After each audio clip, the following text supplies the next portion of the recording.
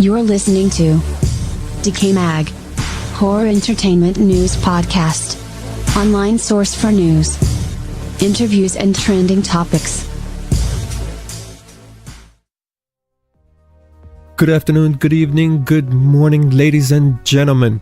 This is Ken R2's founder, DecayMag, and you're listening to DecayMag Horror Entertainment News Podcast. This is Season 9, Episode 11. We have 2 exclusive interviews in this podcast.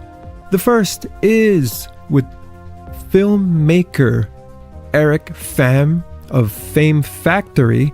We will be discussing his upcoming film, Flay, and also a very important topic of David versus Goliath, in which Sony tried to prevent his film, Mr. Pham's film, Flay, from being released because Sony had Slender Man as the sole ownership of this property, and by the powers that be, Pham won that case, and we'll also be talking a little bit about that.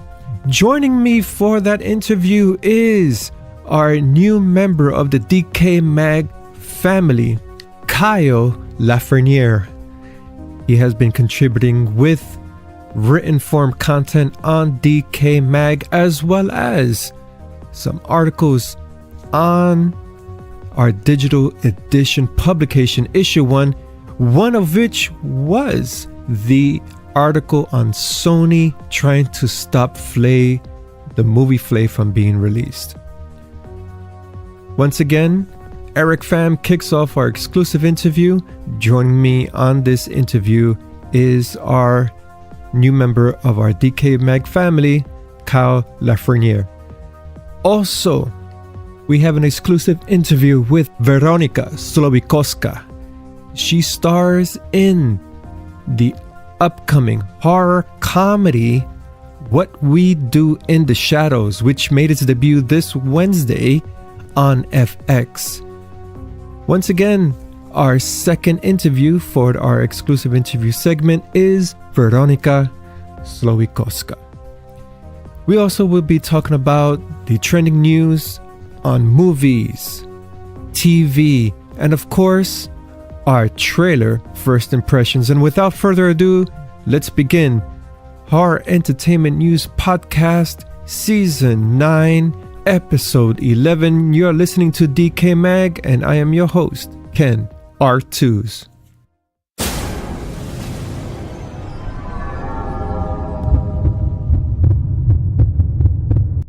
Segment 1. Movie News. The Dead Don't Die. Zombie comedy gets release date. Kicking off Segment 1 movie news is the upcoming zombie horror comedy feature film titled The Dead Don't Die. The film is written and directed by a David Lynch doppelganger. His name is Jim Jarmusch, and this film is set to release in June of this year. Now, this is what's intriguing about the film. It has an all-star, we could call it an all-star cast, with a mix of A-list and B-list movie actors. And they include Bill Murray, Adam Driver, Tilda Swinton, Chloe Sevigny, Steve Buscemi, Danny Glover, Caleb Landry Jones, Rosie Perez, Iggy Pop, Sarah Driver, RZA, Selena Gomez, Carol Kane, and Tom Waits. And this is the third film for Jim Jarmusch with Focus Films, the studio that they have, according to the article, the highest grossing pick since 2005, Broken Flowers, starring Bill Murray, which made $13.7 million. That's a nice feat. Okay, now, it has an all-star cast. We have a director, we have the writer. He's going to release in June. What is this film about? Well, your guess is as good as mine, because according to Deadline, They jibber jabber around the cast and the credentials of the director Jim Jarmusch, but there is nothing else on the film. What's the plot about? We don't know. Hop on over to IMDb and guess what the plot is. It says the plot is currently unknown. Nevertheless, it has a release date for June 14th of this year. Okay, so you have a film that's going to release soon. You have an all-star cast. You have your director. Is this what is used to market the film? I don't see what... How is this attractive? I don't know. But digging deeper onto the depths of the interwebs, let's see what we could find on this upcoming film, The Dead Don't Die. Which, the fact of the matter, you shouldn't be digging anyway. There should be a trailer, there should be a plot, there should be film stills. Let's do a little digging. Let's see what we could find. Well, 5 minutes has passed since I went digging onto the interwebs for any information, any stills, any trailer, anything about this film, The Dead Don't Lie, and guess what comes up? The same regurgitated content across the board of the cast and the director and the writer, and a little bit about his credentials. Nothing more, nothing less. I'm perplexed here. You're marketing a film. You have either the studio doesn't have faith in your product, or you are so arrogant that you believe that cast, just the names of the cast themselves, is going to pull attention onto this film. That is not the case. If it's a good story-driven narrative, if we have great practical effects, okay, I'll even toss in good CGI. If you have good CGI, put a trailer out, put something out. I feel there's a bit of either as I mentioned, a bit of arrogance from the director or writer of this film, thinking that, okay, he has this elite cast that doesn't merit anything else, or B, the studio doesn't have faith in this product. They don't want nobody to see it until it is finally released. I'm going with the latter. I'm going with, sure, yeah, you may have this all-star cast, but there's no chemistry, there's no story, there's no plot, there's nothing revolving around it. And I've seen this before. Attending screenings here in New York City, sometimes the studios would pull the screener from theaters so that way the reporters don't get a chance to weigh in their opinion on the film, and the film releases on its scheduled date, which would be a Friday. Screeners are usually released between Monday through Wednesday, so that way reporters will get a chance to weigh in their opinion. I'm not interested in this film at all. The Dead Don't Die. I don't care. I don't care who's in the film. All I want, you got to create a zombie movie, a zombie film, comedy with comedy elements. There better be some story here. There should be some context. Hey, you could even make it an animation. I don't care. Give the horror community what they want. We could give two fucks if it's Selena Gomez and the RZA, or the Childish Gambino is on the film project. I don't care. I want story. I want substance. And The Dead Don't Die, just for this cheap marketing tactic of not showing nothing, not even a still of the film, yeah, I think I'll give this one a hard pass. What is your opinion? Genderbender Invisible Man in the works? It is no surprise that Universal Studios is reimagining all of the Universal monster slate that includes The Mummy, which had a reboot back in 2007 and starred Tom Cruise. It was off to a disappointing start for Universal because The Mummy did not succeed as anticipated at the box office. The Wolfman, we have Frankenstein, we have Dracula, we have the Invisible Man, which is the topic of this dialogue here.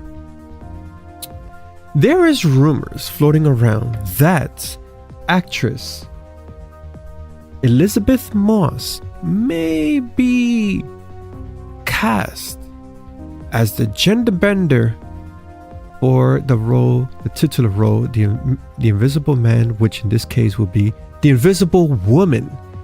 Originally, there was discussion that Johnny Depp would portray this role, and if the rumor mill is on fire as it is right now, Elizabeth Moss may have very well replaced Johnny Depp. Of course, this is all rumor. There's nothing concrete, nothing solidified, not even a peep, a word, a confirmation, a press release stating that Elizabeth Moss will be the Invisible Woman, or if the Invisible Man will be the next film to release from Universal Studios' reimagined slate of films. Mind you, the whole point of reimagining all these Universal monsters is to put them in collectively on one film, such as what Marvel did with the Avengers.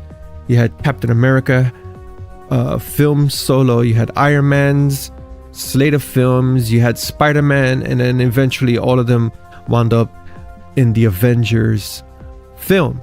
That's what Universal wants with these characters, these monster characters. They want each of them to have their own film and then put them all together. I don't know how that's going to work. They are not superheroes, so we gotta have to wait and see.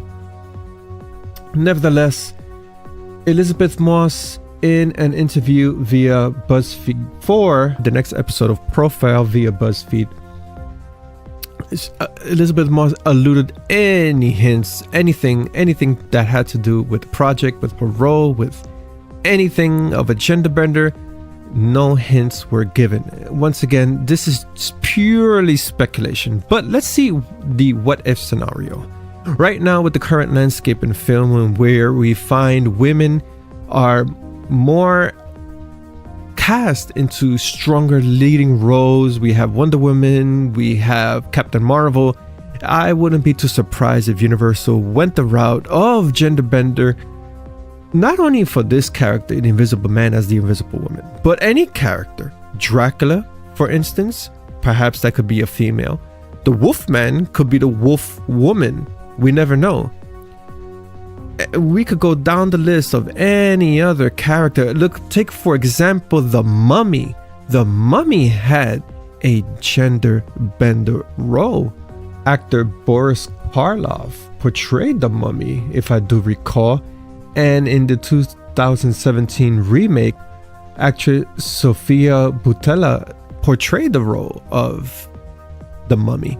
So perhaps Universal, it may change all the characters in their slate and cast them all as women and the protagonist as men. Just flip it around, gender bender. It's a great idea. Hey, they're cashing in. You could tell when films are authentic and they portray women in a strong role just to portray them that way.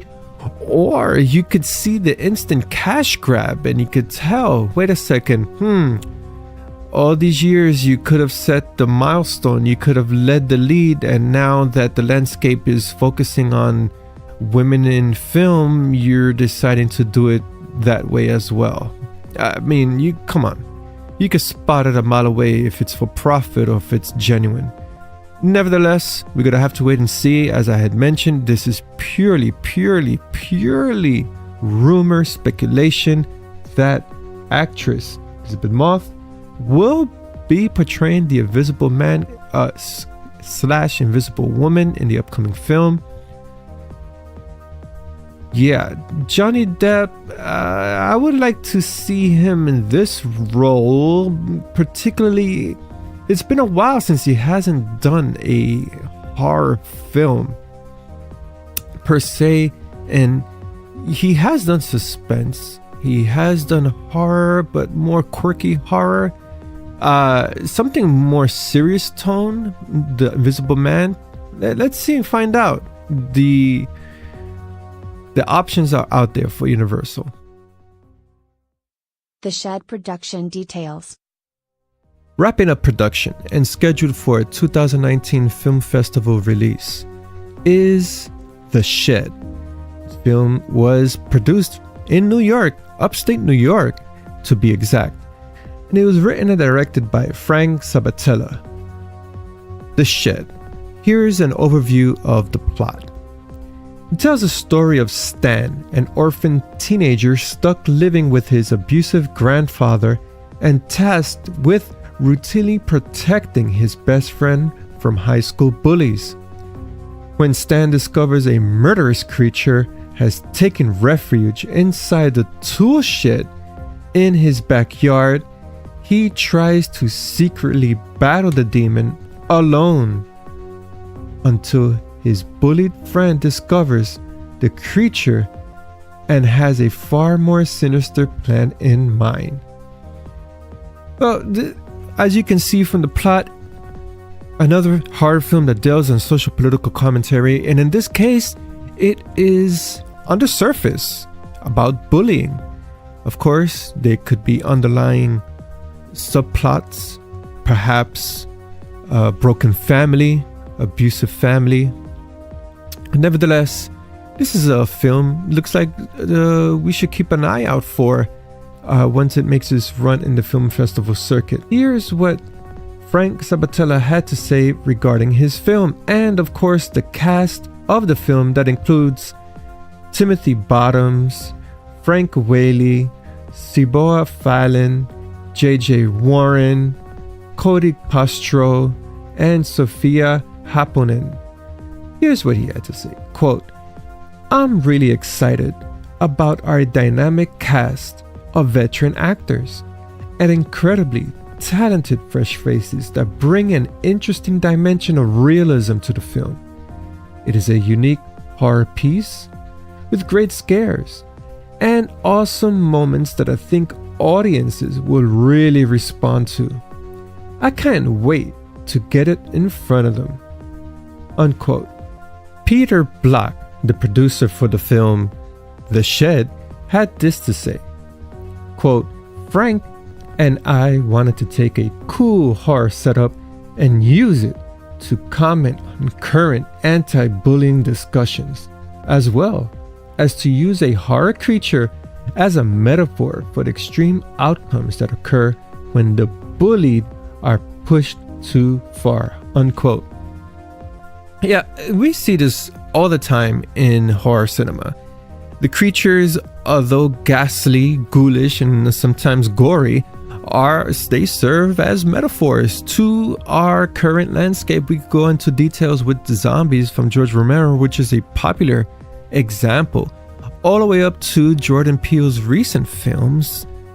In fact, yeah, across the board, every creature has a metaphor. The Shed is no exception. And that's what makes horror cinema so outstanding, yet it doesn't get the spotlight that it deserves. I don't see any other, aside from dramas, but of course that is a straightforward presentation. There is no other genre that really portrays social political commentary as the horror cinema platform. This film is interesting. The Shed, yes, it reminds me of this novel titled A God in the Shed, in which also a creature resides in a shed and is discovered by a group of teens. I guess the creature in the shed is a new concept now for horror. We had the basement, we had the attic, and what else? Some haunted trinkets, and now we have a shed, which is the home, the domicile of a wandering spirit, and in this case, a vampire. It doesn't take that long to analyze the cast on IMDb for The Shed to figure out that the antagonist in The Shed is a vampire. Yeah, I like this. I like the concept. I like the approach. I can't wait for stills and trailers to come out emerging for this film.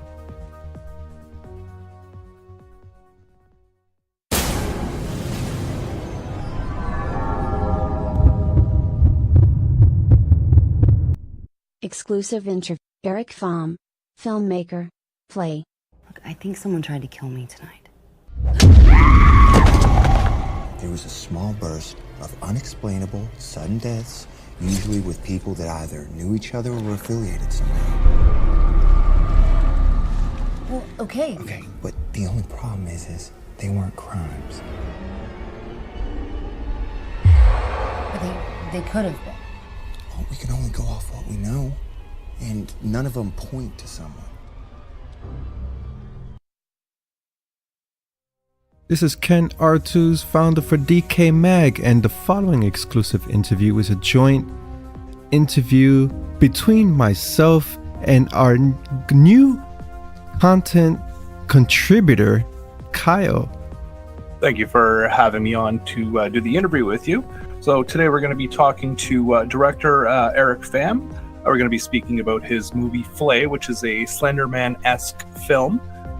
His lawsuit issues with Sony regarding the film and the character, as well as his history in the business and some future projects and a bit more as well. I noted how you elaborated on the Slenderman-esque character because, of course, as we for those who have read the article, Sony sued Phame Factory over the use of this character, which I find it to be is like suing over the rights of Bigfoot. You can't own Bigfoot. He's just Creative Commons. Anybody can use this character. No, exactly. When somebody comes up with something on the internet and his entire story or her entire story, depending on the character, is drawn out through multiple sources, you can't really pinpoint a specific person. Maybe the creator of the original piece, but that's pretty much it. That is absolutely correct. And of course, when all the legalities, even after the case is resolved, there is that NDA, non-disclosure thing that he cannot spill the beans on too much details, but he gave us plenty of information about the case and about his troubles, especially as a film director, because at the end of the day, the film, after you complete your film from the production floor, it's a product, and then you want to put this product out so that way you could make money to make your next film, and the holdup would have been devastating. No, exactly. Like ask any director, creative, if they aren't able to sell their piece, their product, their writing, even, they're at a standstill. They'll basically have to start from scratch, go work a regular job, build up the money for what they're doing, and then start over again. And it's like you said, it's devastating. And imagine everyone who was involved on the project if this film would not have been released, which of course it has happened. I do recall if the film eventually did release, but years later, RoboCop 3, it was when Orion Pictures went bankrupt, and that film sat in the can for years. I'm thinking about more than 10 years before it was released. And the actors themselves, they're the ones suffering because they want to see their performance. And in this case, you had seen the film, Kyle. A lot of investment went into CGI, and that stuff doesn't come cheap. No, it definitely doesn't come cheap. But when you have somebody such as Eric Pham, who has a history of special effects and things like that, he definitely has an edge over the competition. He's got connections in the industry, things like that. He's got the personal experience to be able to do it himself if need be. Right. And that is some of the areas that he had elaborated in the interview, some of the topics that I had discussed. You had discussed the legal area, Kyle. I discussed with Eric the business part of filmmaking, and also we invested heavily in the opening frame of the interview on his career, how his career developed as a CGI artist working for Robert Rodriguez and a couple of his films, to now creating some of his film. It's a very intriguing evolution, and I always find in each interview to be inspiring in some way. It's always about, at the end of the day, following your gut, following your dream, and that's what Eric did, and now he has his own production company. I congratulate him on at least getting Flay out. That was David versus Goliath type of battle there. Oh, it definitely was something going against somebody like Sony, like a powerhouse like Sony. It's almost impossible. I can't even recall anybody going through a scenario like this and coming out on top. This is probably the first one that I've personally heard of, at least in the film industry. Yes, and I've heard rumors here and there that there is some friction between Amazon and independent horror filmmakers. I'm not quite sure what the landscape with that problem area is, but we're seeing some news coming out of the front of big companies targeting indie filmmakers. I'm not surprised. Sometimes it may not get headline news. Probably it's just Twitter banter between frustrated director or directors. But this shouldn't be the case. It's all about art in the end of the day. And this topic with Slenderman, made a comparison with Bigfoot. If it has a number of creators, a number of writers behind it, then it's open source. Go for it. No, exactly, and that's exactly what Mr. Pham did. He went out there, he did his film, he took what he knew, and to be honest with you, in comparison to Sony's Slenderman, his film is superior in not only character development as well as effects. And I have to say that the Sony Slenderman didn't have a backstory to the character, so it's just kind of like open concept. You need to know all this online origin story, which who's going to go out there and read all that, really? But Eric was able to, in collaboration with Matthew Daly, the writer, was able to come up with a good origin story to kind of build the character with. So definitely props to him on that. That's very good. That's very good. And that's what makes many of these Conjuring films so popular. It's the origin story of not the protagonist. I think it's the antagonist, the nun, Annabelle. All these characters have an origin story that it really entices interest. And it was pretty good, Eric, for doing that, as you had mentioned. I have yet to see the movie. I know we have an interview here on DecayMag penned by you, Kyle. You weighed in your unfiltered opinion on this piece. No, absolutely, I did. And if anybody wants to check it out, we've got a couple of pieces from me online. Regarding the topic of Flay, as well as in the DecayMag issue 1, which we go over the lawsuit. You definitely need to check that out. Yes. And without further ado, here is our interview. Kicking off the interview, please, a little bit about yourself, an origin story, if you will, how you got your career in film production. I started in film production in a very roundabout way. I mean, I started out in visual effects, and I have 27 feature film credits, doing all types of visual effects work, compositing, visual effects supervising. That's when I was living in LA. But I knew I wanted to go into film production, filmmaking. But visual effects was somehow easy route for me because I started out as an artist, designer. And so that was just an easy transition to learning visual effects software and doing visual effects in general. After that stint in LA, I went to Austin, Texas, and worked for Robert Rodriguez since Spy Kids 3. And that was a really, really useful experience working with Robert. He's really a talented guy, and I learned a lot from him.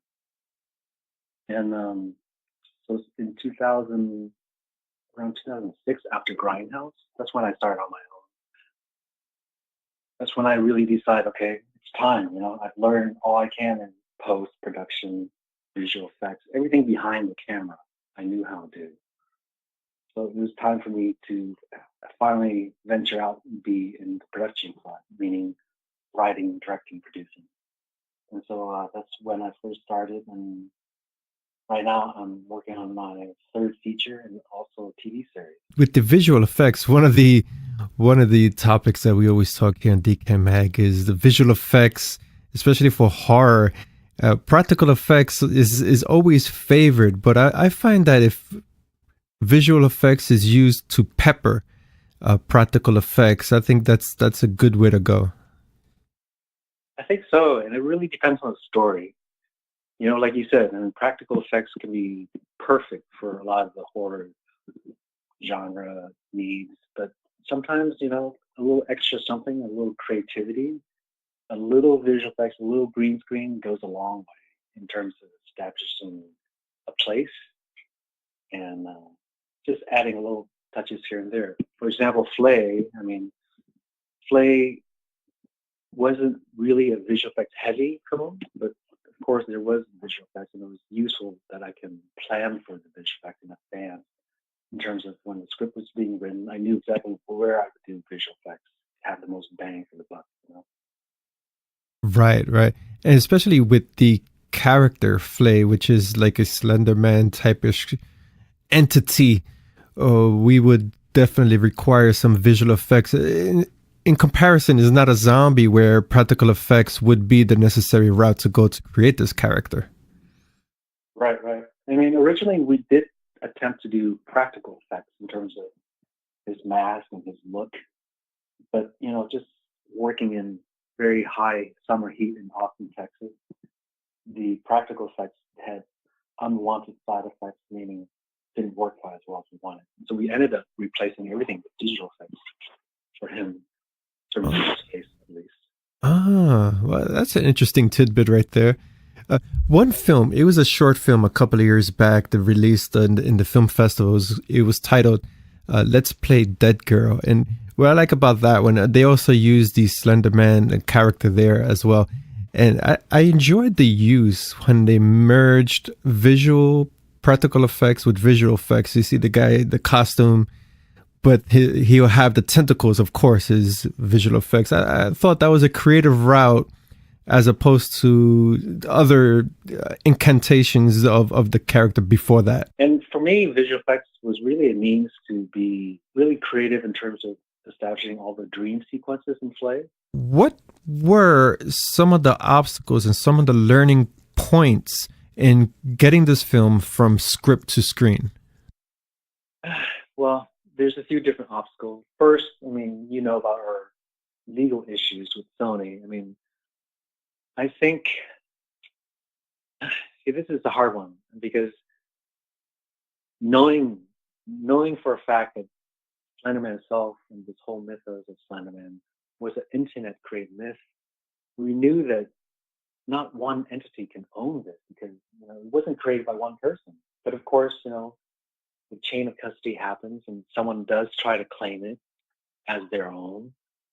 And then Sony eventually have the rights to that. And so instead of dealing with a smaller entity, I was dealing with a large corporation, which had a lot more resources and a lot more time, and it caused a lot of trouble for us.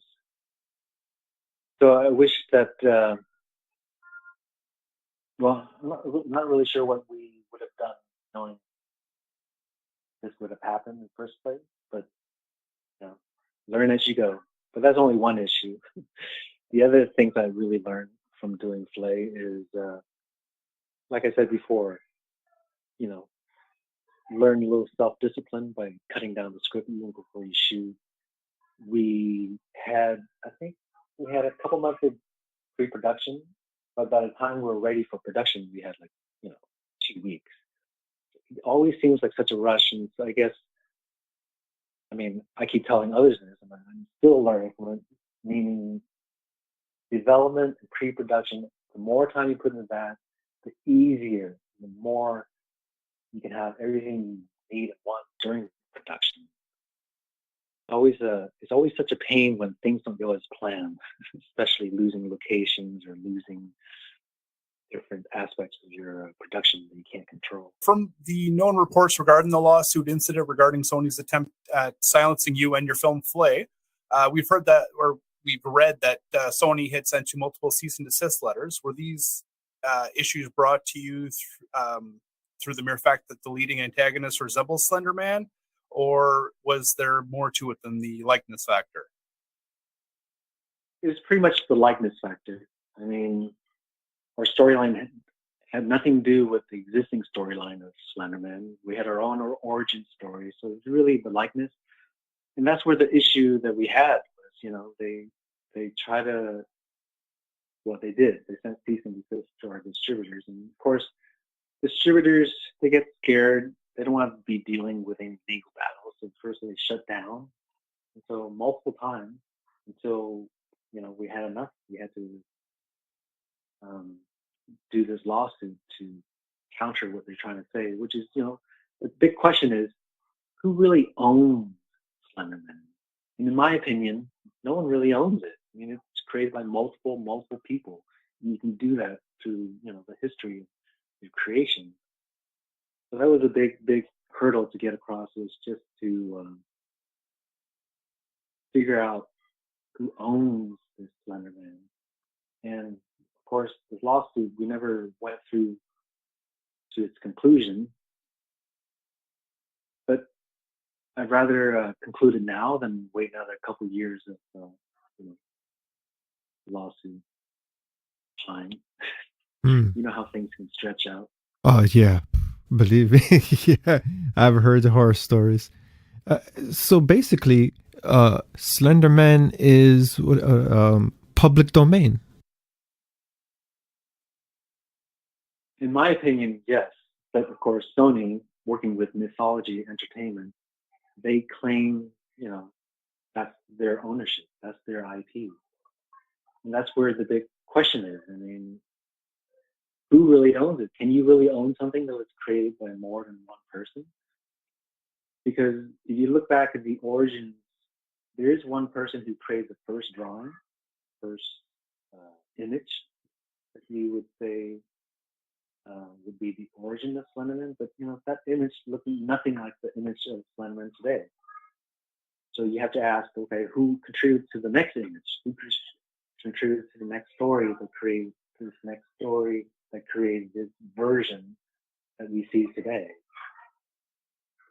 So that's where the gray line is. Like, can one person, one entity own this when it's collectively created by the collective, you know?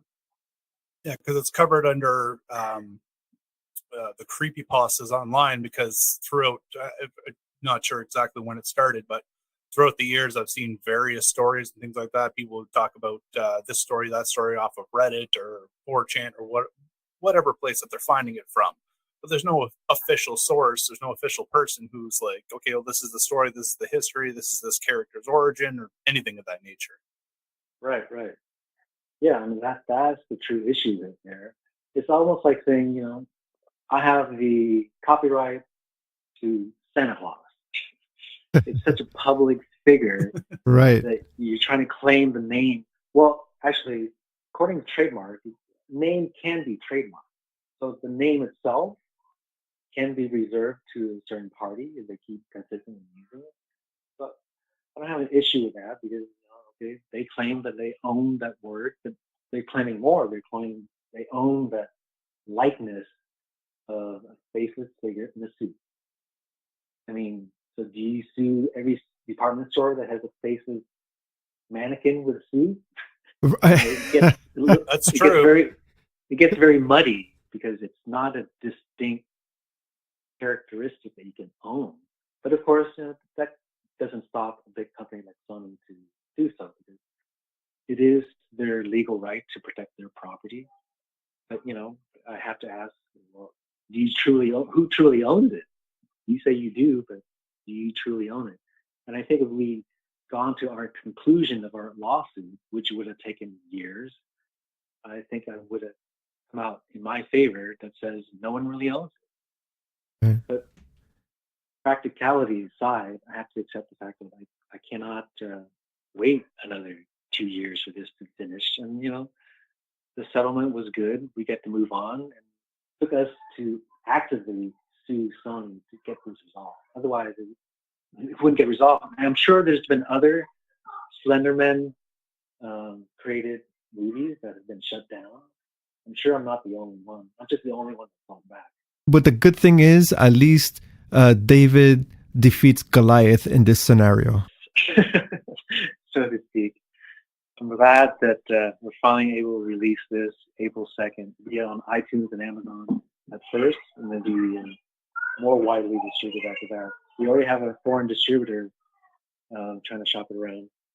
We'll be that's at the great. Cannes Festival. I think we're going to have a screening there at the Cannes Festival too. That's great. Yeah. That's congratulations. Very excited to have that. Yeah, because you're definitely the first one that I heard of in this scenario, that at least publicly, regarding the character. But in all facets of media, video games, movies, TV series, like all sorts of stuff, even people putting YouTube videos up, like they all use the character freely, and I've never heard anybody getting shut down or having Sony go after them, or anybody going after them for that matter. Yeah. To me, it's a little bit crazy that they would specifically go after you. But I'm going to assume that was because they had their movie coming out roughly around the same time, correct? Correct. We were coming out months before theirs, and it kind of challenged their own opening date. I think that was the real reason why it got shut down. And with Flay, of course, we have this Slender Man type character. I've seen the rise of this character and others as well, rising from the creepypasta online platform. And it really brings a smile to my face, because I see a lot of original content really getting the spotlight, as opposed to a few years back, we had the same regurgitated content with slashers. Here we have a whole different slate of characters created by relatively regular average people. Yeah, I mean, that's the amazing thing about this whole mythos. It's not really created by one contributor to this. And there's a lot of really creative stories out there. And in that tradition, I mean, I realized that I didn't want to follow any origin story that existed. So we created our own origins for Flay in terms of how he came about. So that kind of sets us apart in terms of, the whole mythos. We're adding to the mythos instead of copying the mythos. Because if you look back in different traditions, even Japanese tradition, they had the Nopero Bo, which is the faceless ghost. But it goes back hundreds and hundreds of years ago, before the whole Slenderman mythos was generated. It was all based on other cultures in terms of faceless ghosts. Even the Native Americans had faceless dolls. It's just not a unique just to the U.S. It's found in many different cultures. Right. And it's good that you bring that up, because there are so many different, yet untapped characters. And you mentioned Japanese, and we have Latino community, we have even African creatures of folklore that has yet to be touched on in the horror industry.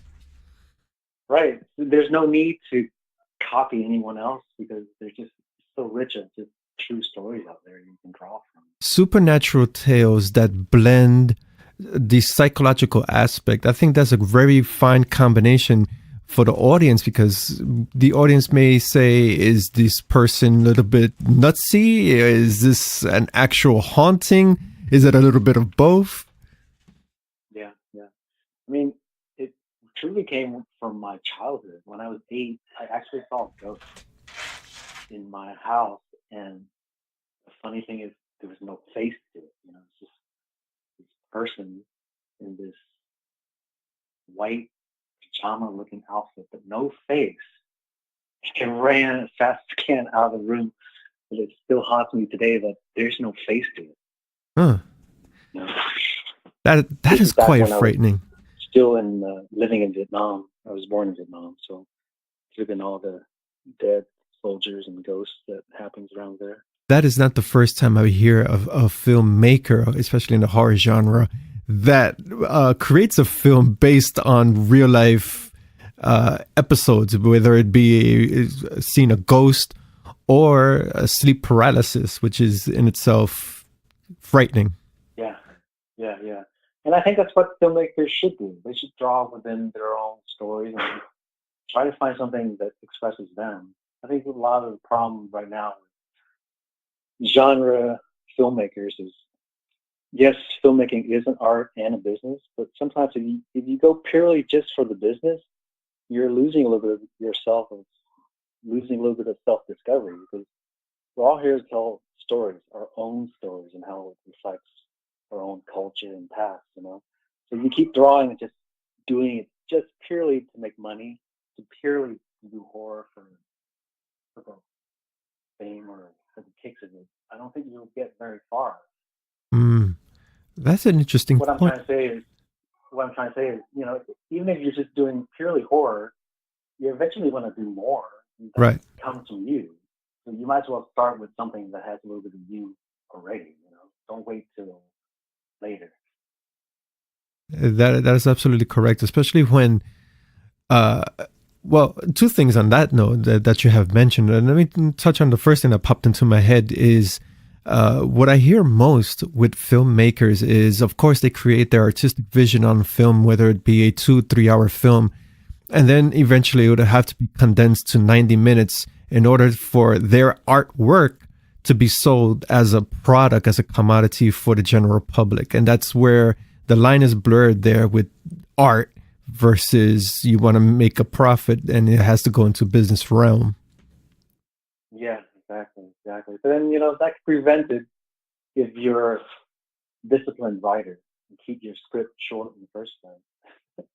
You save a lot of time and money if you could just edit yourself before you even start shooting.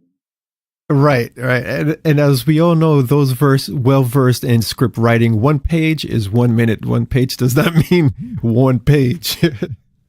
Yes. With Flay, I think we ended up with 106 pages. That was our final shooting script. That's not bad. Our final edited version is under 94 minutes. Well, we that's had to really chop out a lot of scenes just for pacing and flow. right. And especially when it goes onto the editing floor. Yeah, I'm speaking from experience. I'm sitting trying to tell others out there, edit your script before you shoot. Right. Take a lot of time. Yeah. Right. Most times I've heard also that the script undergoes tremendous changings or changes itself completely from the draft during filming, and that in itself can be hectic, especially as the actor. They have to memorize certain lines in certain scenes. Yeah, that happened to us too.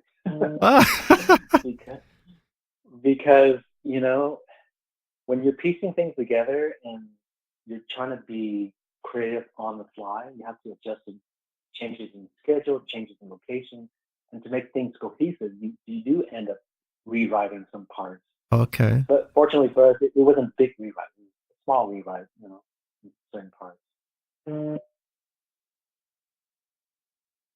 Did you watch all the Flay? Not as of yet. We had reviewed the trailer. Of course, we covered the story in our digital edition issue. I've not had the chance to. Have not gotten a screener. I have to recheck my email to see if we have the screener. I don't mind waiting until the release date to purchase it. Considering everything it went through, it's worth that much, right?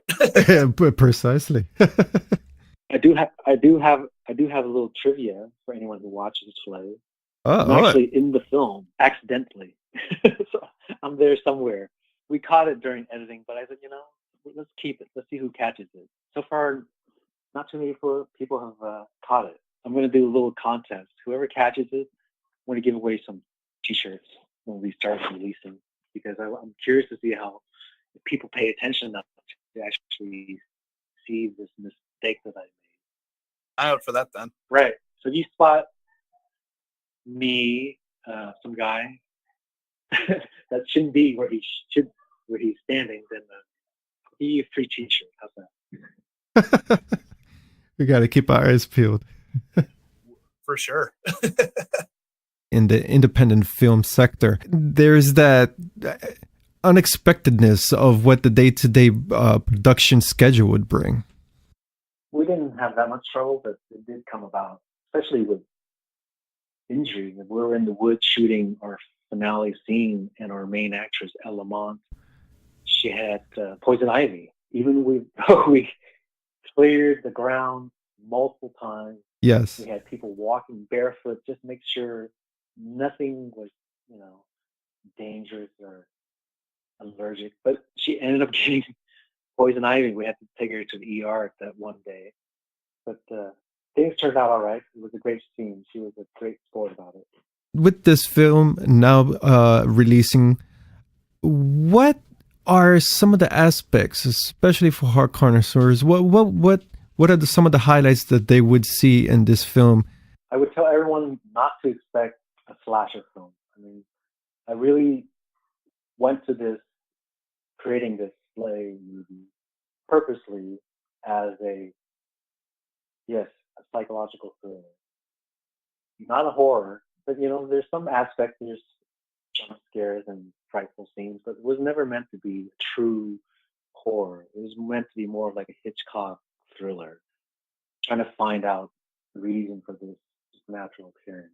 In my opinion, that's what have made these Conjuring films this franchise so successful. Is I don't see it as a horror film. I see it as a psychological thriller entwined with the supernatural elements.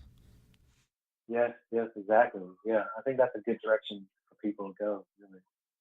Because Europe, the European market, they've had enough of the slasher, gory films. So it's a good transition to go for more than psychological thriller.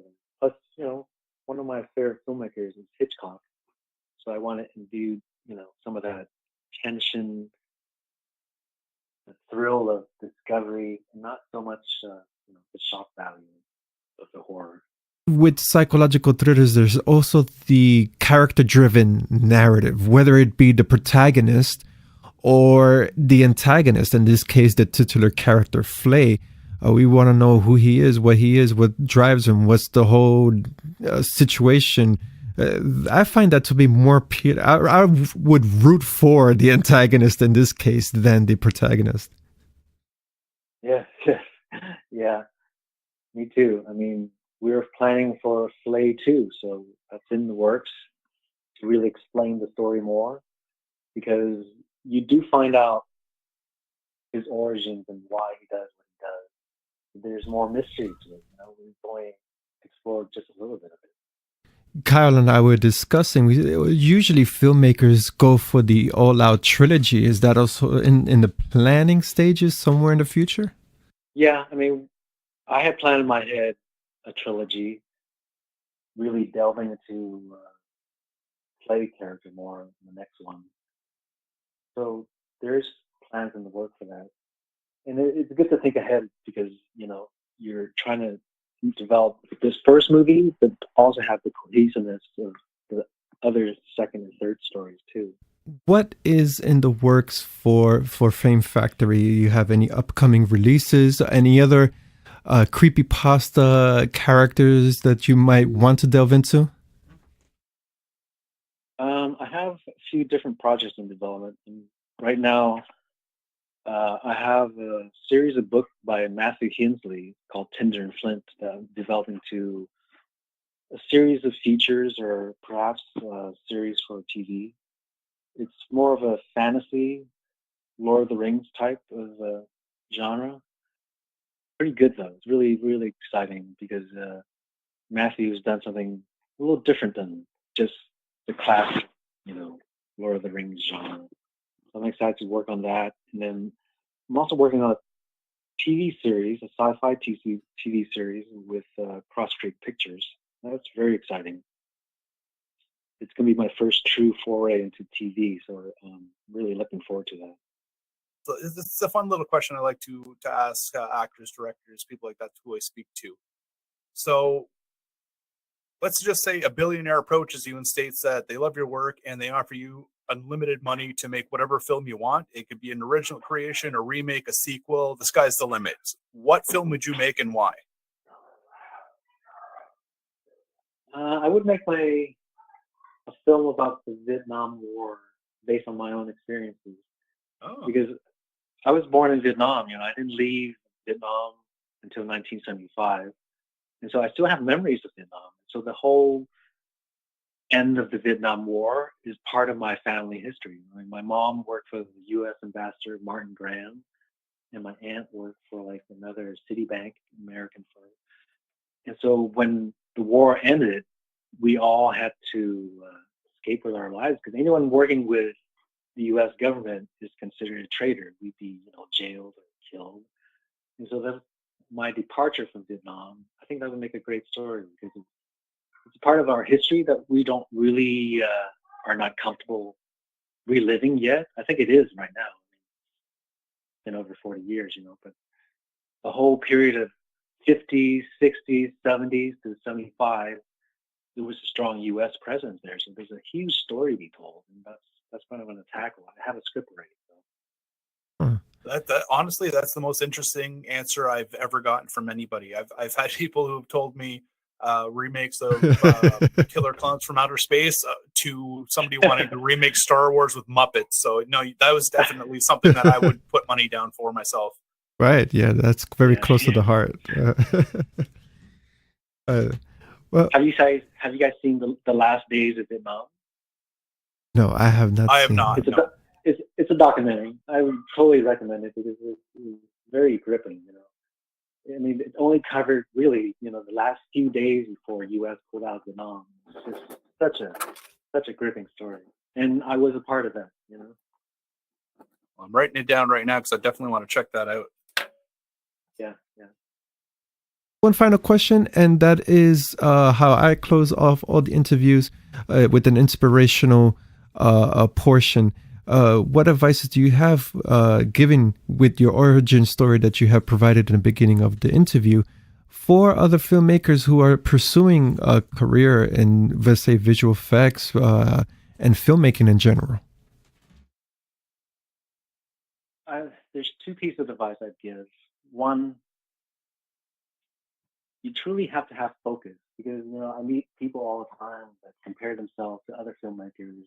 I'm this age, look at this age, and he's already got that, and he's already done this. And it's truly focus. I mean, one person, they have a day job, they do other things, they do things not related. So of course it's going to take longer than the other person who has true focus. That's all they think about. Their one goal is to achieve being a filmmaker of some sort. And you get there faster with true focus. That's all it is. And my second piece of advice is, as filmmakers, we have a responsibility in terms of the stories we tell. And to do that rightfully, you have to know yourself. And that's why I keep bringing up, people in horror, whatever genre you're doing. If you don't put a little bit of yourself in the story, what's the point of doing it? Because filmmaking is truly the greatest art form there is. You're combining story, visuals, music, everything all in one. And you do it right, you can have a great little piece of entertainment and piece of art. Absolutely. So focus and get to know yourself and put yourself in your story. Otherwise, you're just like everyone else. Right. Wow, that's impactful. I like that. Thank you so much for that.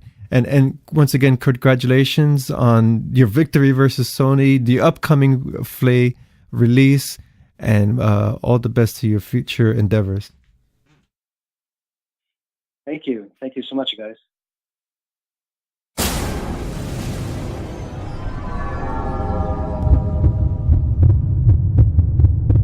Segment 2. Television and streaming. The Walking Dead ratings continued to decline. The Walking Dead. Although it is one of the most popular horror dramas on television, the series has undergone so much changes with its cast that it is affecting viewership.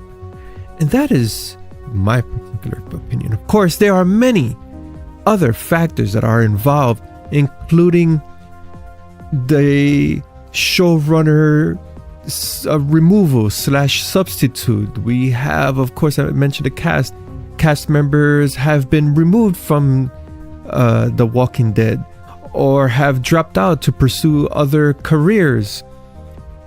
Whatever the case may be, whatever the bumps on the road are for The Walking Dead, it is affecting the ratings of the show. According to The Hollywood Reporter, in a report issued back in February, The Walking Dead had the lowest ratings since 2010. The episode in question averaged 4.54 million viewers and had a 1.7 rating in the 18 to 50 age demographic. This percentile drop was 12%, and 15% of the viewers in the demographics since its mid-season premiere the previous week back in February. This decline in ratings is not just an isolated incident. It's been occurring over the course of the past 3 or 4 seasons. In fact, the total viewership for The Walking Dead has dropped more than half, and it's taken its hard ratings fall with each and every season. The ratings for the age demographic between 18 to 50-year-olds are down 40% in this season versus season 8, and in season 7 the decline is more than 60%. Of course, the article for The Hollywood Reporter is alluding to the fact that there were sports games. There was the NBA All-Star that The Walking Dead had to compete up against, but that does not exclude as an or serve as an excuse for the other series, episodes, or seasons that were and continue to be affected by this extreme ratings drop. As I had opened up this segment with, The Walking Dead, it remains one of the popular series on television, but a lot has changed from the cast, and someone had said jokingly that The Walking Dead, when someone asks you what is your favorite character and you resort to the dog as the favorite character, that goes to show you that the merits of the cast is not what it used to be. A few years back, someone would say Rick, or someone would say Shane, or Maggie, or whatever the case, but none of these characters are consistent or have since left. A lot has changed. I myself have stopped watching The Walking Dead, and my reason was a few seasons back, that idiotic cliffhanger in which Negan was selecting his victim. That whole episode, if you watch it, it's basically the group of survivors driving around literally in circles to avoid capture, which of course they got captured anyway, and the season finale ends on a cliffhanger. And in my opinion, that cliffhanger was served more as a hook, a lure. Just like I use the metaphor or the reference, if you're going fishing and you put the worm on the hook, well, that's how I felt the producers treated their viewership, as fish, as teasing them. Okay, we all know Dynasty. I believe Dynasty had Who Shot JR, and of course these other series do have cliffhangers, but none was it didn't have any impact whatsoever than that particular season. And I myself took it upon myself to read all the graphic novel episodes, so that way I would save myself the agony of watching The Walking Dead again. Other persons have voiced their own complaints in regards to the showrunners being removed or cast member being removed or some other thing happening behind the scenes for the series. The series, in my opinion, has evolved faster than it should, and it became a quick cash grab, let's say. The focus on content or relevancy to the graphic novel, I don't know, it just took on its own life, and it did so too quickly, and everybody wanted to dip their hands into this project because they knew there was money to be made on this project. This is a huge project, high ratings. But of course, let's see what's going to happen. Here's my prediction, and I made this prediction with The Walking... Well, actually, Stacey Cox, my co-host, made this prediction with American Horror Story about the theme of the apocalypse. You kept repeating it, and of course it occurred. Of course, we won't get any credit for that, but here's my prediction.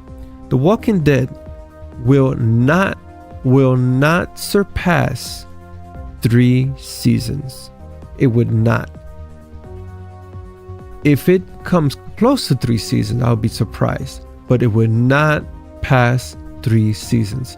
I think the nail is being hammered into the coffin, and this zombie series will not be resurrected at all. I'm thinking of ending things cast developments. The upcoming film for Netflix, titled I'm Thinking of Ending Things, is based on a novel released in June 14, 2016, penned by Ian Reid. Jake, a man going on a road trip to meet his parents on their secluded farm with his girlfriend, who is thinking of terminating their relationship when Jake makes an unexpected detour, leaving her stranded. A twisted mix of palpable tension, psychological frailty, and sheer terror ensues. The cast right now is being developed. Toni Collette, J.C. Buckley, and David Theros are joining the cast. Penning and directing this film will be Charlie Kaufman. Also, actor Jesse Plemons stars as the role of Jake. No word yet on the release date for this upcoming film, or any trailers or stills are being released at this moment. This is currently, right now, it is getting into production. We should foresee more news of this production in the upcoming months. And with the production now in play, I would say this project will release on Netflix, let's say first quarter 2020.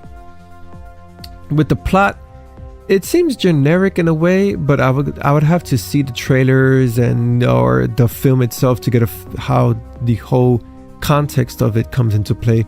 But it seems to follow the same play-by-play book of secluded in the woods, a creature or some sort of psychological terror thriller terrorizing the inhabitants, the sense of isolation, so on and so forth, etc., etc. We have seen this many times before in horror cinema. We could relate so many different parallels. Cabin in the Woods or Evil Dead. Yeah, we have seen it so many times. Let's see what makes this concept stand out apart from the pack. Once again, I'm Thinking of Ending Things, based on the novel written by Canadian writer Ian Reid, which released in 2016. Well, I would have to comment that at least source material as of late, recently, have been focused on novels or original works from that you could find on the internet, from creepypasta all the way to platforms where authors are getting recognized for their work and their prestigious contributions to horror cinema through their writing. So with that said, I'm looking forward to this film. I want to see what this is all about.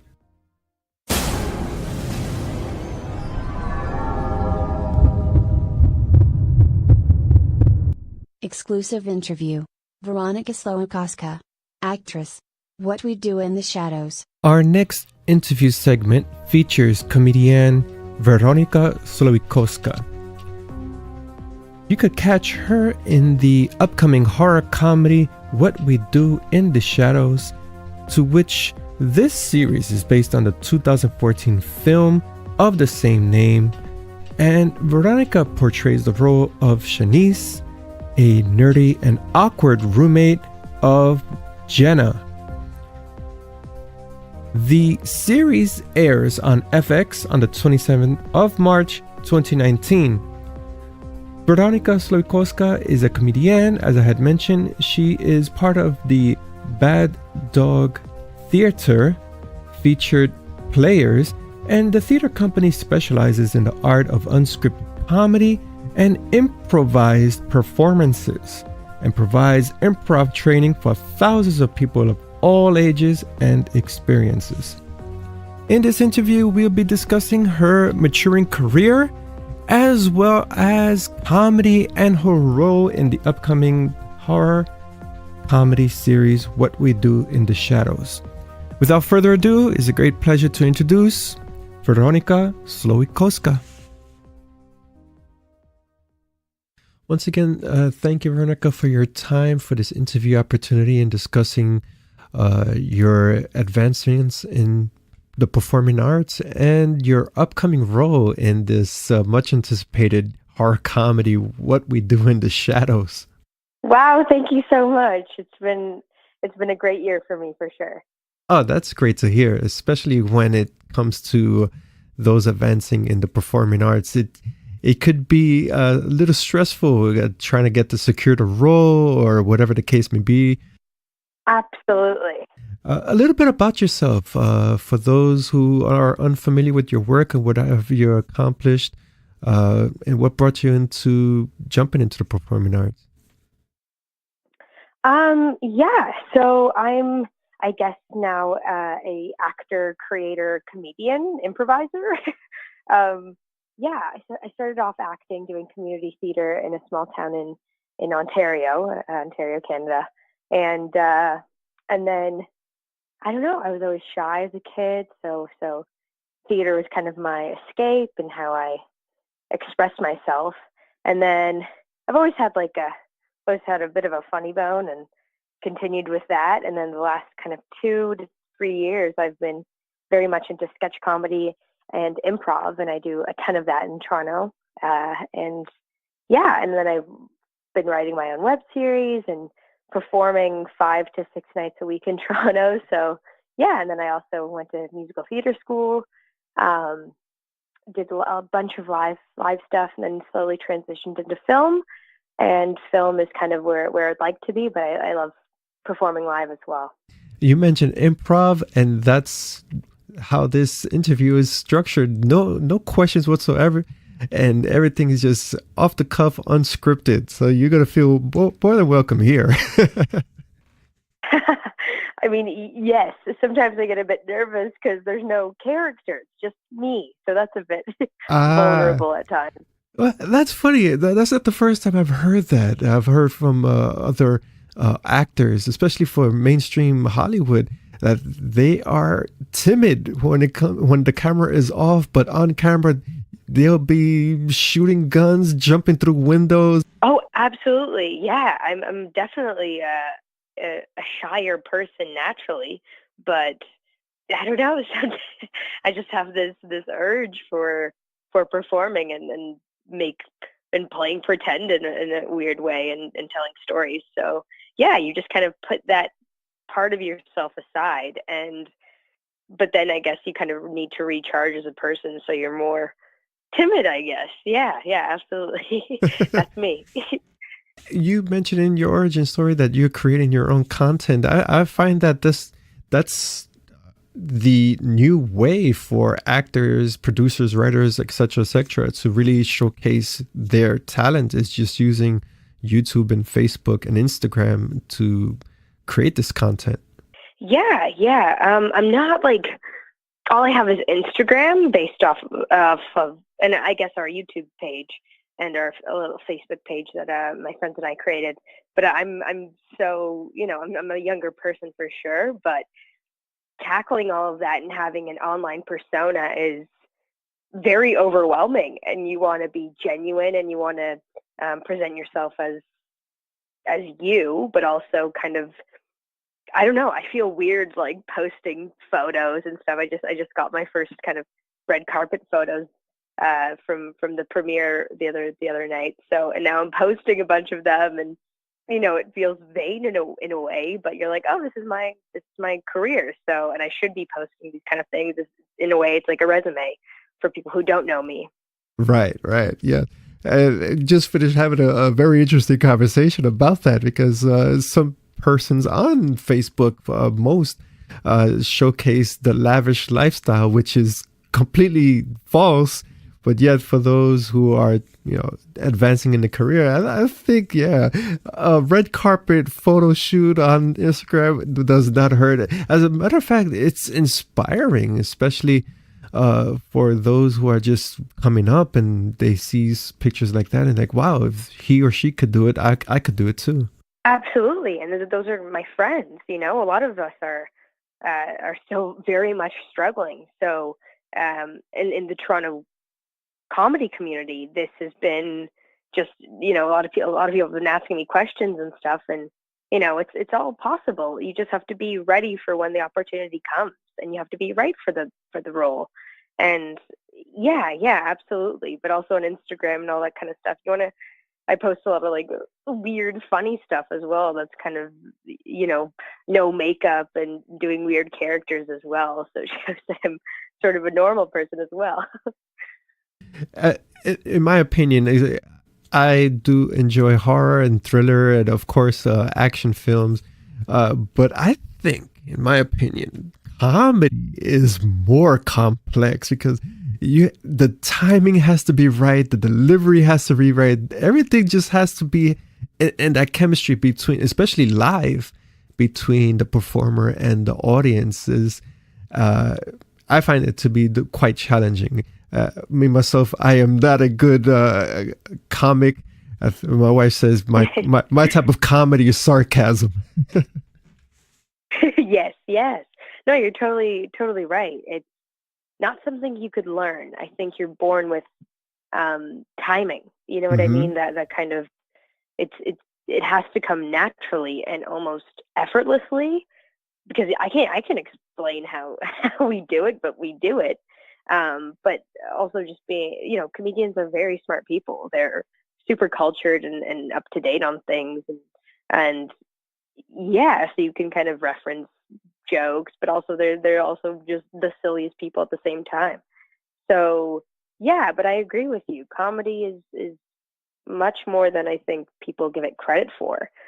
People think it's this kind of dumb thing, but a lot of comedy masks some serious, yes, interesting, layered people. So yeah. Right. And as I had mentioned, most comics are up to date with the current events. And much like horror is that we delve onto social political commentary, so does comedy in a way. Because I find myself watching a comedy show on TV when I have time, which is rare. And I say, what? This guy will go, wow, that's correct. I mean, everybody's cracking up at the seams, but what they're saying on the mic is absolutely true. Yeah, absolutely. It's kind of comedy in a weird way is a mirror to society, but kind of in a lighter hearted way. Such an obvious question, but I am sure there must be a process or probably a funny story behind it. How did you get on board the project, What We Do in the Shadows? So it's from New Zealand. That's where the original film was created and filmed, which I was an absolute huge, massive fan of. It's hilarious. If anyone has not seen it, it's so good. And so, I mean, I've been acting kind of professionally, like with an agency and all that kind of stuff for about 4 years, which was a process to get to already. Right. And then Yeah, I mean, I'm kind of a weird, unique girl, a little bit quirky and nerdy. So roles for me aren't that, they don't come along that often.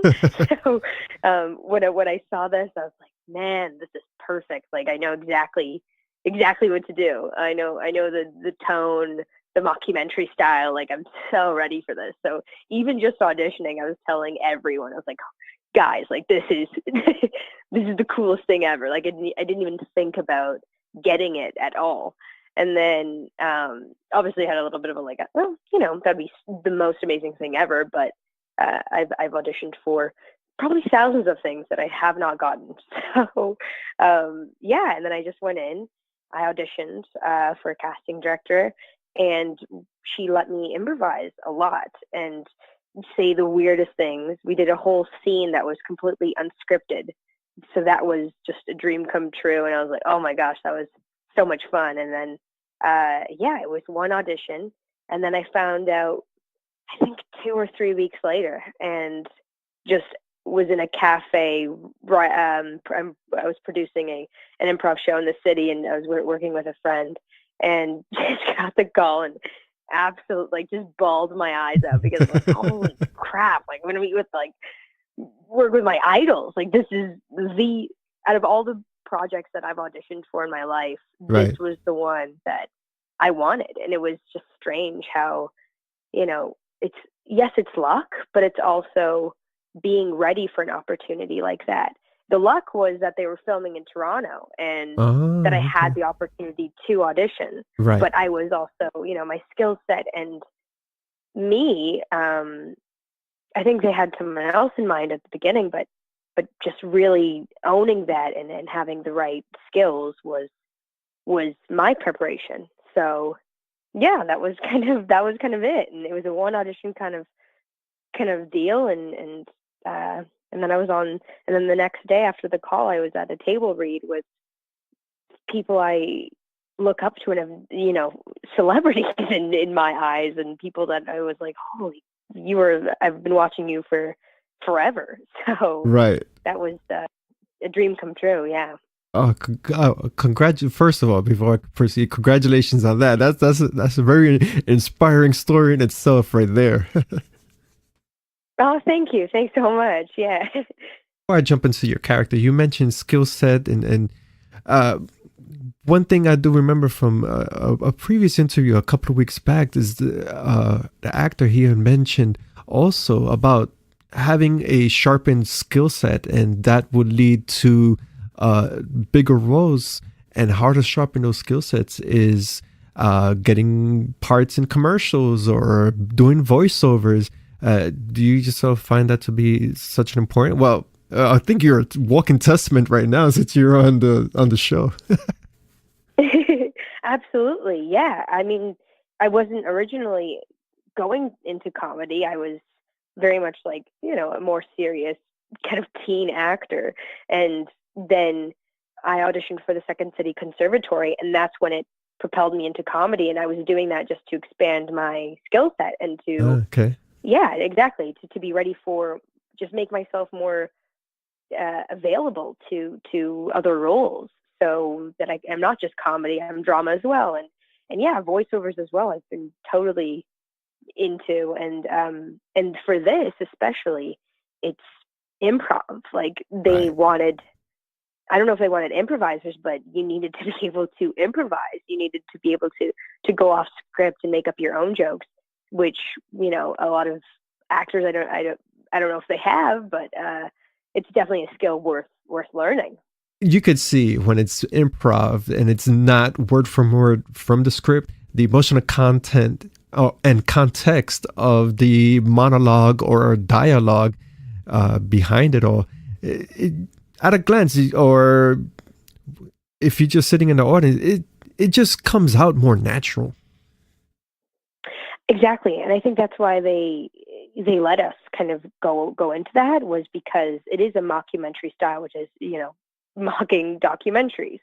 So these are breaking the fourth wall, and it's supposed to be, the camera just happens to be there in somebody's life. So I think obviously there was a script that's hilarious, and we definitely went off the script as well, and did a bunch of takes with the script, and then kind of, they'd let the camera roll for another 5 minutes or whatever after the script was done, just to see what we would do. So, but yes, I think the improvisation definitely helps the mockumentary style.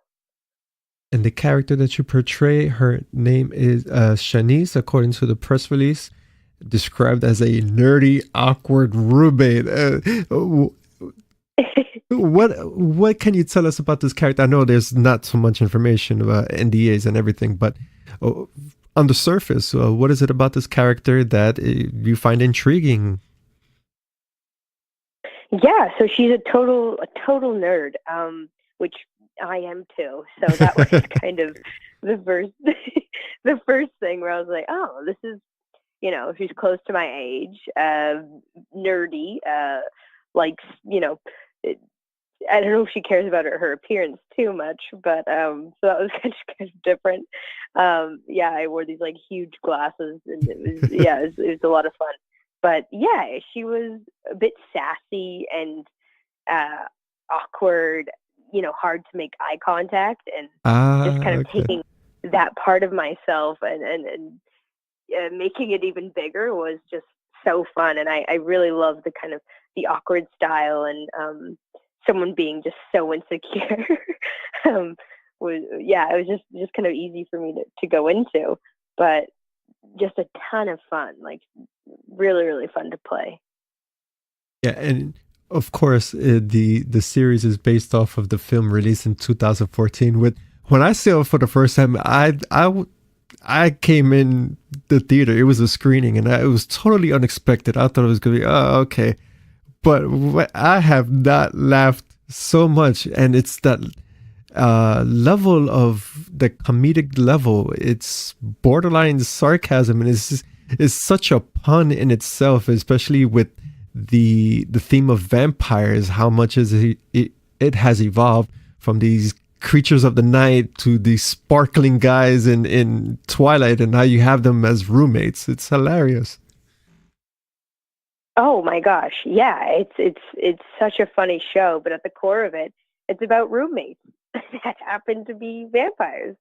So yeah, and then just the vampire aspect, I think, gives it this whole other level, but people relate to it because it's just about roommates. The problems of roommates, especially different, and that's what I see in the film, and also I know I'm going to expect it in the TV series, is the commentary, the social commentary of people from different cultures and backgrounds. If they're living together in the same apartment or house, there's going to be that friction, because we have to share living quarters with someone who, let's say, is from a different country and are unaccustomed to the customs here in America. Absolutely. Yeah, absolutely. Even, me living, I grew up in a European household. My parents are immigrants from Poland. Mm-hmm. And living with kind of more Canadian people was a bit different. Cleanliness and what we eat, like it's all, yeah, but it's a great thing, I think, but it's hard living with people. Still living with roommates, 2 roommates. I'm trying to avoid using the word cliche, but yeah, that definitely falls into the category. You living in a place and try to get that role, working as a waiter, most instances. Of course, absolutely. I worked as a waiter for many years, and then, I'm lucky enough where I haven't had a job in about a year and a half, but I'm still doing the odd job here and there, and I might go back to waitressing soon if I don't get something else. Like that's what we sign up for. It's a cliche, but it's also very true. Jumping off the topic of roommates, also, another thing that comes into play is the cooking. And one culture may have very pungent meals. I mean, it tastes great, but the smell just ranked the whole house, and I find it to be hilarious. I'm going to see if that is portrayed in this TV series. I think it was portrayed in the film. The spaghetti scene, but I don't think it was a pungent meal. Yeah. Well, they all kind of eat similar things: blood, human blood. Right. But yes, I think yeah, I think there'll be a lot of jokes about that, and leftovers and that kind of stuff. So yeah, just roommate stuff. Uh, and your portrait of Shanice in the series, is that going to be a recurring role? Because I see in IMDb there's only listed twice. Yes, I am in 3 episodes. She's a reoccurring role. So yeah, I'm in episodes 2, 3, and 10. Well, I'm gonna have it on the DVR anyway. I'm looking forward to it.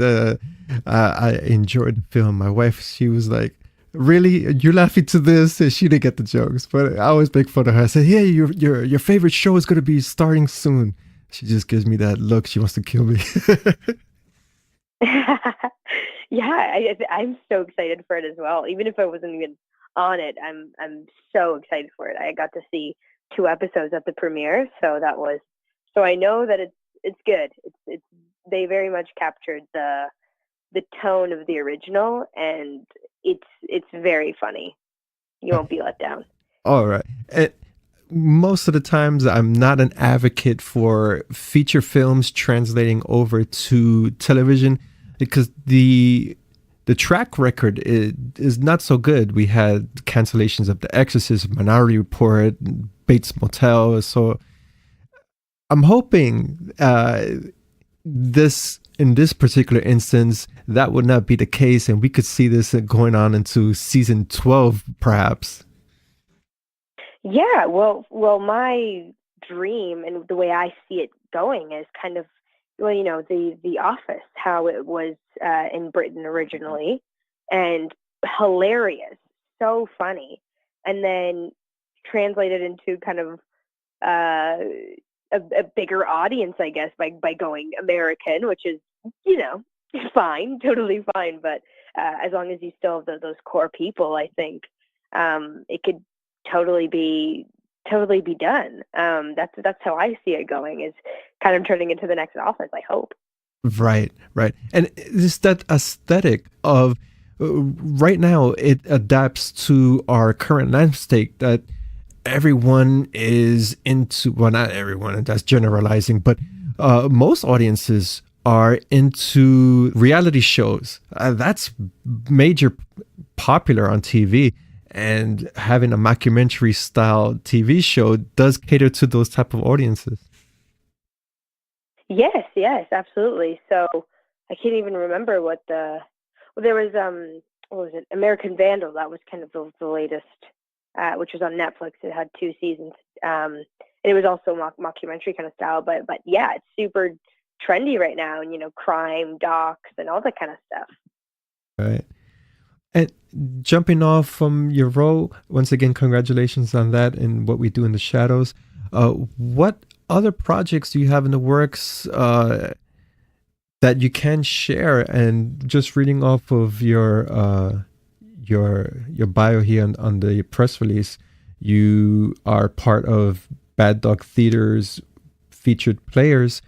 I find that to be quite intriguing, training others the inner workings of improv. Yeah, thank you. Yeah, so Bad Dog is a fully it's a theater here in Toronto that is improvised theater, so nothing is scripted.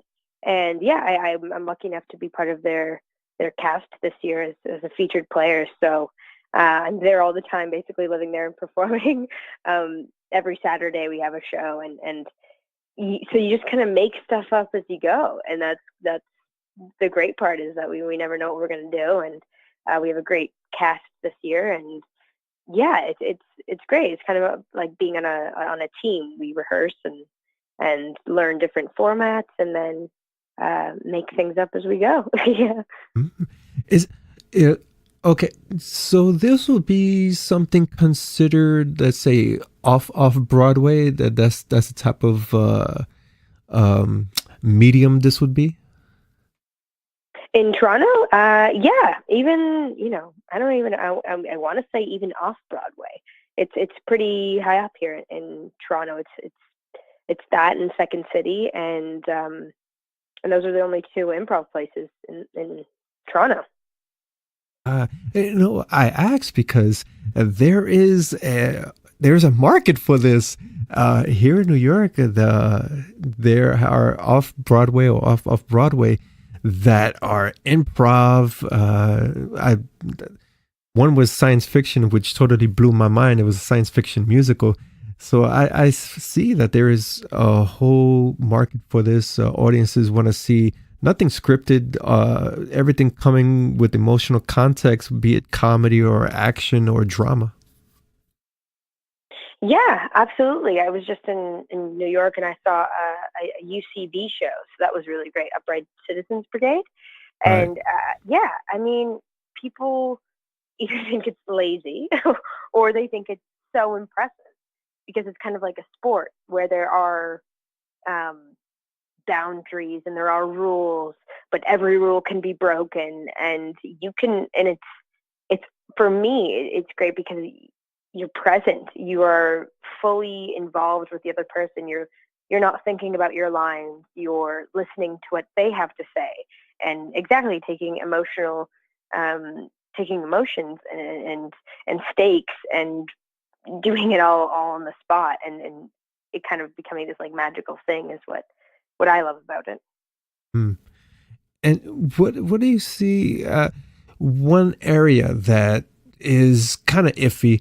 Most would shy from it. Others embrace it, and that is the long-term goals. Do you embrace such a thing, such a concept? And if so, what do you see yourself doing in let's say 5 years from now? Just in general, or in the improv kind of world? In general. In general, wow, great question. Working. That's that's important. Making enough money to live and eat. That like mainly off of acting and creating. That would be the goal. Right. As for long-term goals, I hope to, yeah, I really do hope to make my own kind of lo-fi web series that has a bit of a following. That's something I actually wrote and created. That would be one of my goals. I hope to eventually move to America. I hope with just with, I love Canada so much, but yeah, I think I want to live in the States for a while and do some training there, and see how. I've definitely noticed the difference in Canadians, how polite we are, and how Americans, they go for what they want, and I'd love to learn how to do that. Yeah. What else? Just basically making enough money to live and eat off of being an artist. That would be my long-term goal. Right. Yeah.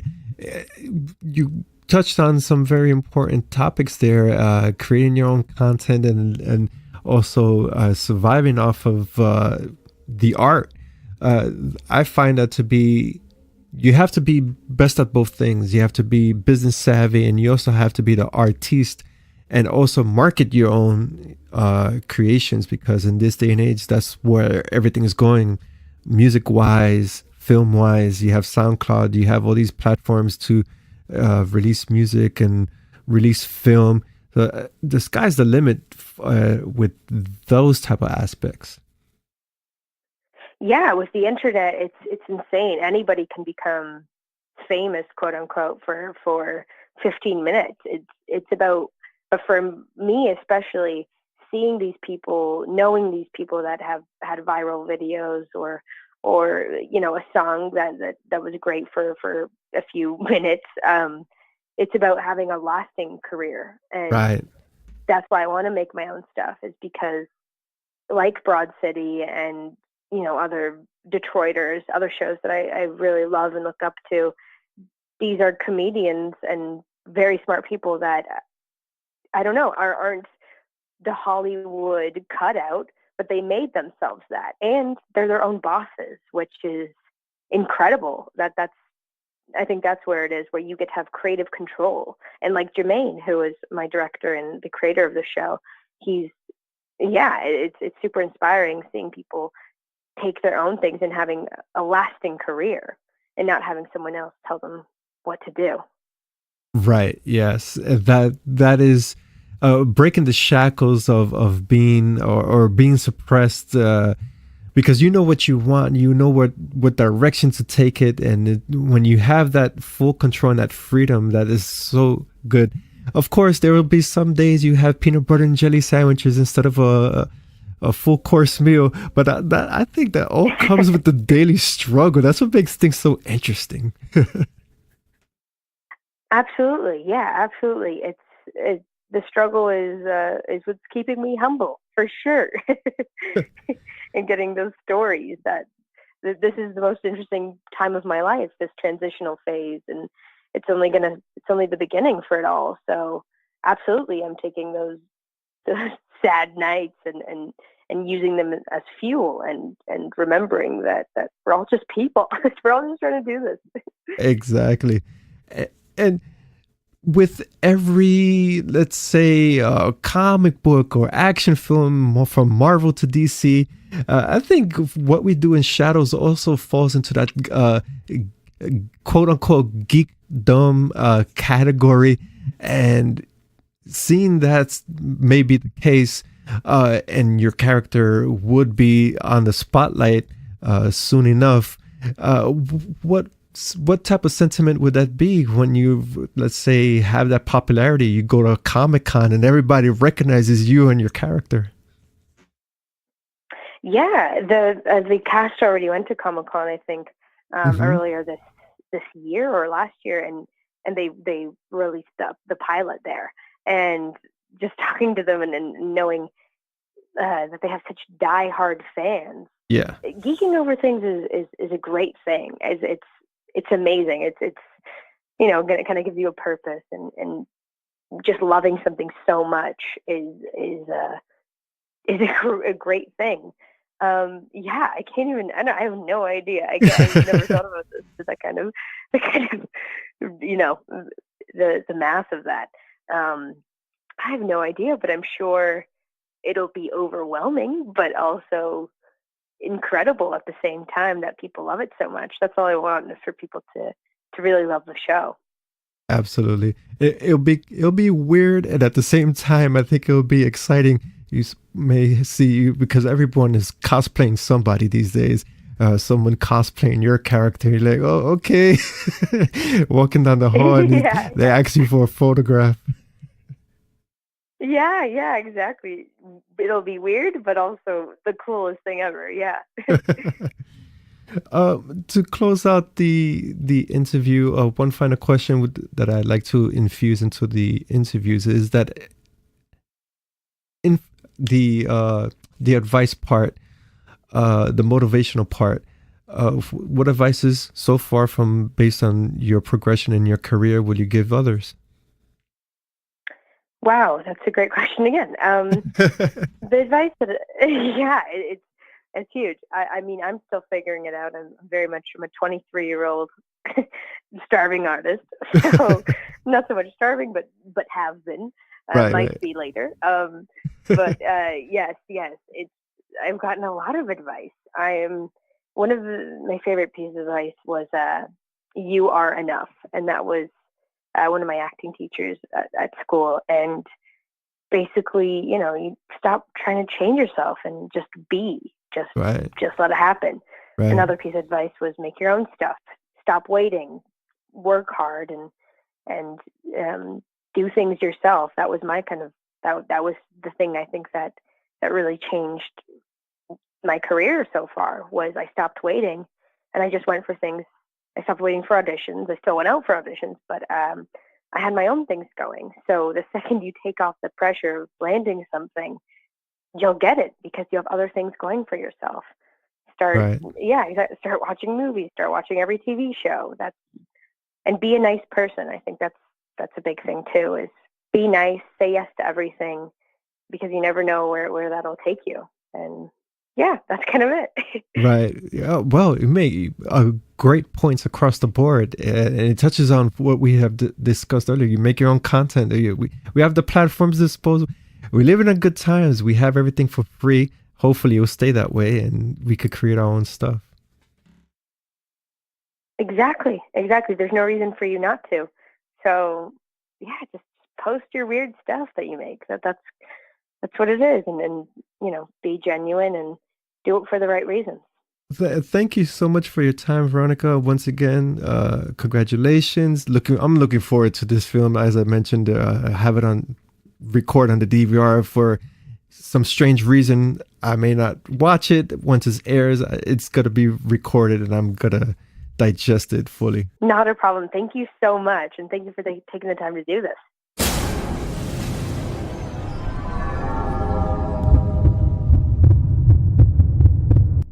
Segment 3 Trailer First Impressions, The Silence. Something's happening. We can't stay here. Dad.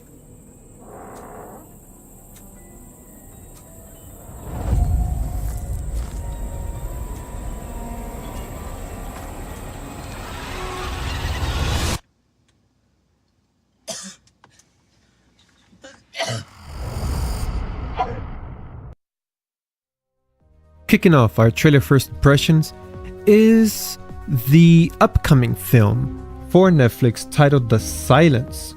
The film is directed by John R. Leonetti, written by Carrie and Shane Van Dyke, and it's based on the novel written by Tim Leben.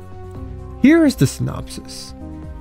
The story of a family struggling to survive in a world terrorized by a deadly primal species who have bred for decades in the pitch darkness of a vast underground cave system, hunting only with their acute hearing as the family seeks refuge in a remote haven where they can wait out the invasion.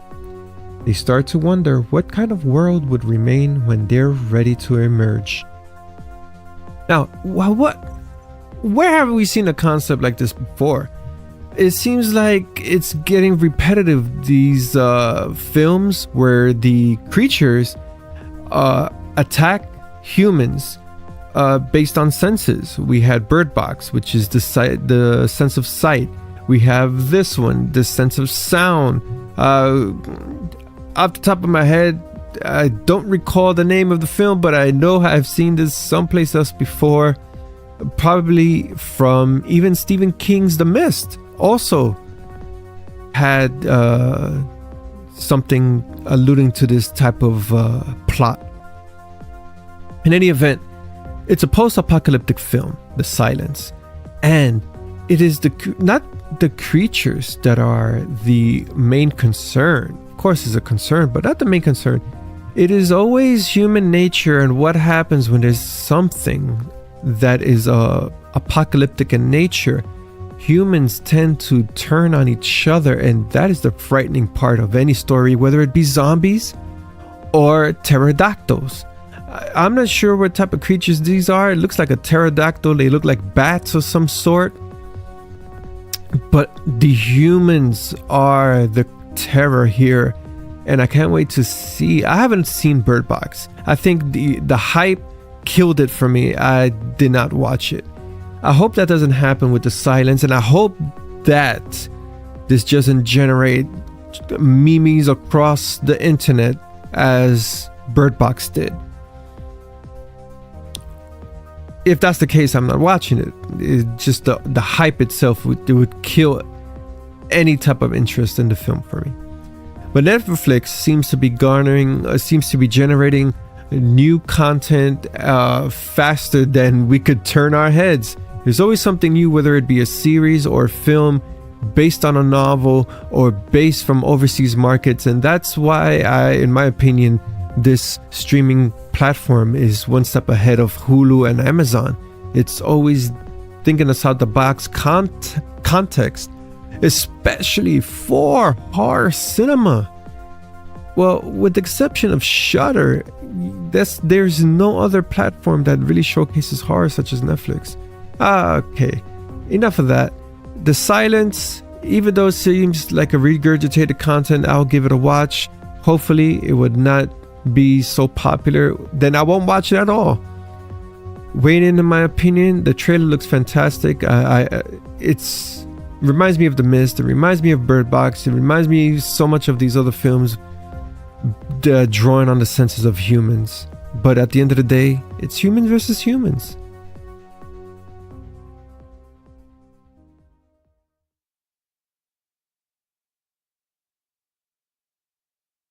Scary stories to tell in the dark.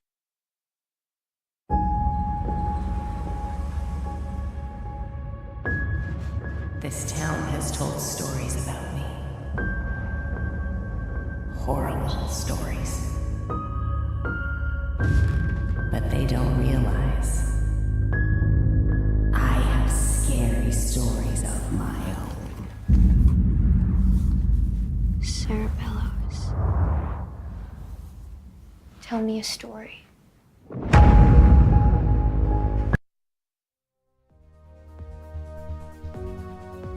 Closing out our trailer first impressions is the trailer for Scary Stories to Tell in the Dark.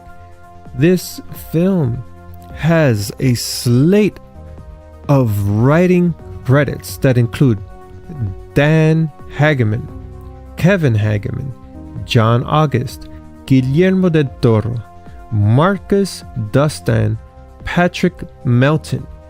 Film is directed by Andre Overdahl, based on the popular, ultra popular, you're not a horror aficionado if you do not know of these books. Scary Stories to Tell in the Dark was written by Alvin Schwartz. The plot to the film reads as follows: a group of teens face their fears in order to save their lives. Now, this, I'm not sure if it parallels anything to do with the story of Scary Stories to Tell in the Dark. I remember these stories quite well. I grew up with these books. I love these books. Classics. These stories, the artwork are so iconic. The film itself, IMDb does not have a rating. It doesn't say if it's rated R or rated PG-13. But all I can say is the creature effects is a lot of CGI involved here. Now, the creatures do look frightening in their own right, of course, tailored to look like some of the illustrations found in Scary Stories to Tell in the Dark, the novels, the books. But they too much eye candy, in my opinion. Way too much eye candy. Of course, you have the frights set up. You have a little story about how these stories come into play. For example, the spider in the cheek, that is a classic addition to the books. Yeah, but it's too much eye candy, too much CGI. I would have favored the film if it used some practical effects. I'm sure practical effects were used, but it's not showcased 100%. Not in comparison to the CGI involvement. Of course, you gotta understand, Guillermo del Toro does go out on CGI, but he does implement some practical effects in costume design. We could see that in Pan's Labyrinth and Hellboy. But here is just, no. That is the downfall for me, is just the CGI. I want to see the film. I want to see how the film incorporates the different story elements into one collective plot. We find that these kids stumble upon these books, this outcast in this spooky looking house. A lot of scary stories are being told about her, but in fact, she's the one that has this book that really taps into your deepest fears and your soul. Where have we seen this before? It seems familiar, yeah. But I adore the books. Growing up, And that is the only reason why it's pushing me to watch this film. I don't favor the film so much. It's just something about it that it seems too generic to me. Perhaps I'll wait for it to arrive on DVD or home video, but for me to really go to the cinemas and watch it, yeah, not happening.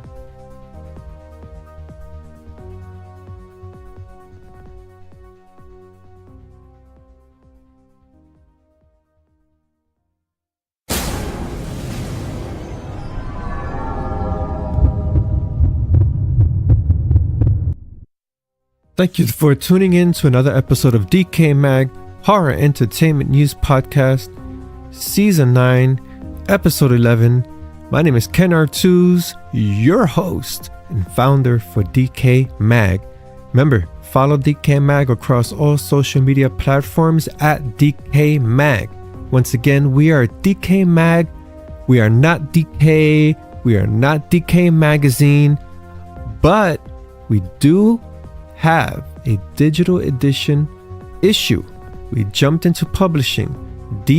DecayMag has a digital issue which you can subscribe to for the whole year or purchase an issue for $5. The subscription for the whole year is $20. It's a quarterly publication strictly for your mobile device. Will we jump into print?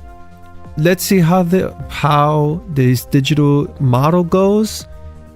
We are so proud. We have articles, we have links to videos, more expansions on that platform in the upcoming issues. But do check it out. DecayMag across all social media platforms. DecayMag.com, DecayMag.com.